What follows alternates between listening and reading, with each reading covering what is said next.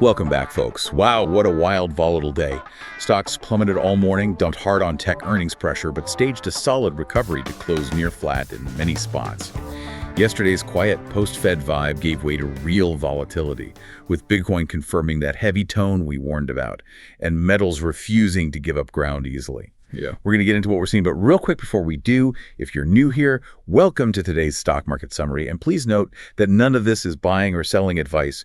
We're just calling what we see happening in the charts as things develop. And develop is definitely the right word. I mean, the price action today was just a complete psychological roller coaster, a massive intraday range. A whipsaw, right. A classic whipsaw. You look at the SPY, it dropped, what was it, nearly $11 from yesterday. That feels like the floor is just falling out from under you. $11, wow. But then it came back. It did. It clawed back $9 by the close. And what that does is it leaves behind this huge wick on the candle.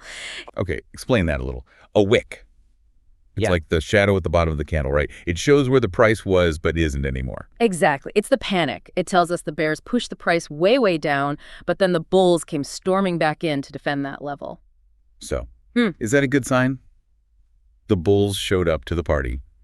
Or is it just, a temporary fix? That's the big question. I mean, the QQQ did almost the exact same thing. It bounced right off its 50-day moving average. That's that line in the sand we talk about. It is. So we have to ask, was this whole sell-off just a big accumulation run with bulls showing their hand?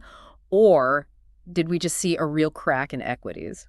Well, some specific stocks certainly looked cracked. I was watching Palantir, PLTR. That thing just looked ugly today. It was. It's extending that breakdown from the symmetrical triangle we called out before. The pressure was building and, well, the floor finally gave way. And then there's Applied Optoelectronics, AAOI. Talk about whiplash. Oh, yeah.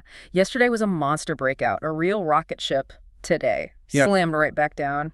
So how do you even trade that without getting your head taken off? That move in AOI is the textbook reason we always talk about risk management. You can't just chase it blindly. You have to manage your expectations. A bull trap. A total bull trap. And look, knowing how to handle those is frankly a core skill we teach in the Grok Trade mentorship. You have to learn how to not get caught when the market flips on a dime. Right. Protect your capital first. Yeah. Okay, let's pivot a bit to the economic news.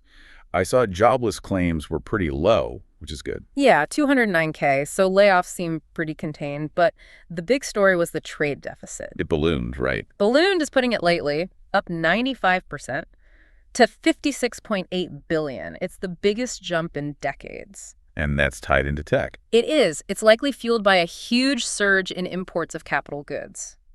Basically, the high-tech gear needed for this whole AI build-out. So we're spending a fortune on the hardware to build the AI future. And the Fed is just holding rates steady through all this. Exactly. The market's trying to figure out if that spend is actually sustainable. It's always about the AI spend. And hey, it's time for your daily reminder again that if you've got a stock you're watching or question about the markets, please do drop it in the comments. We want to know what you're looking at to make these videos more relevant if possible. And we'll do our best to talk about what we see in a future episode. And as always, drop a like if you appreciate these market summaries, and click subscribe too so you can stay updated. Yeah, please do. We'd love to see what charts are catching your eye. And speaking of charts, Bitcoin. Oof. Yeah. So while stocks got that recovery, that wick, Bitcoin did not. Not even close. It just got hammered. Down about 5.5%, fresh 2026 lows there in the mid 84K range. No bulls came in to save the furniture on that one. So what happened to that support level we talked about yesterday? It failed. It couldn't hold that 50-day moving average defense. The indecision we saw yesterday resolved to the downside hard. It really makes you ask, is 80K next? It looks heavy. But on the flip side, you have gold and silver just refusing to give in. That's the word for it. Resilience. Gold was up a little, silver was flat, but they both got sold off early and just bounced right back. The lesson there is pretty simple.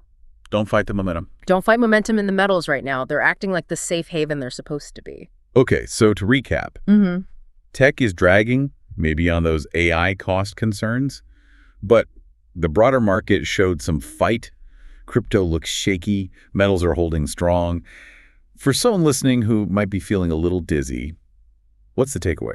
The takeaway is that on days with whipsaws like today, disciplined technical awareness isn't just nice to have, it's non-negotiable. You have to avoid getting shaken out of good positions. A plan, not a hunch. Exactly. And if you're struggling with that, that's what the Grok Trade Mentorship is for. We give you that structured guidance, we offer full support until you recoup the investment, and then some. It's about building consistency. It seems like that's what a day like today really calls for.